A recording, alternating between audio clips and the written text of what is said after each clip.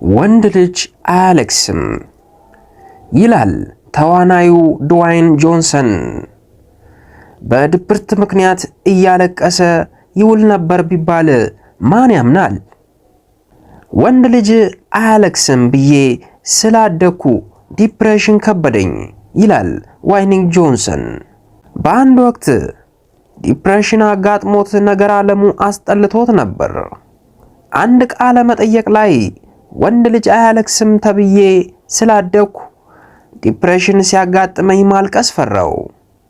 ለሰዎች ስሜቴን መናገር አፈርኩ። ከዲፕሬሽኑ ከድብርቱ በላይ ብቸኝነቱ ጎዳኝ ብሏል። ድዋይን ዲፕሬሽን ማን ላይ እንደሚከሰት አይታወቅም። ህመሙ ሰው አይለይም። ሲከሰት እገዛ ለመጠየቅና ወደ ሕክምና ለመሄድ ጥንካሬ ይጠይቃል። ወንዶች ደግሞ እገዛ መጠየቅ ደካማነት ይመስለናል ብሏል።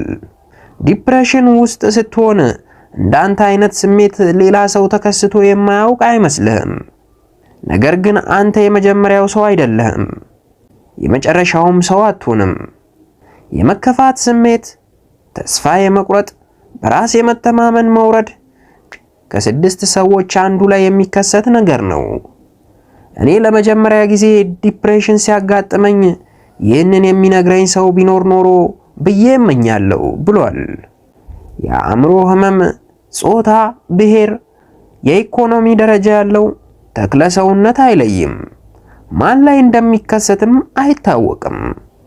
ብዙ ወንዶች ወንድ ልጅማ አያለቅስም ብለው መከፋታቸውን ለመግለጽ ስለሚፈሩ በጭንቀትና በብቸኝነት ይሰቃያሉ። አንዳንዶች ከዲፕሬሽን ለማምለጥ ሱስና ቁማር ውስጥ ይደበቃሉ። ዲፕሬሽን ውጤታማ ሕክምና አለው።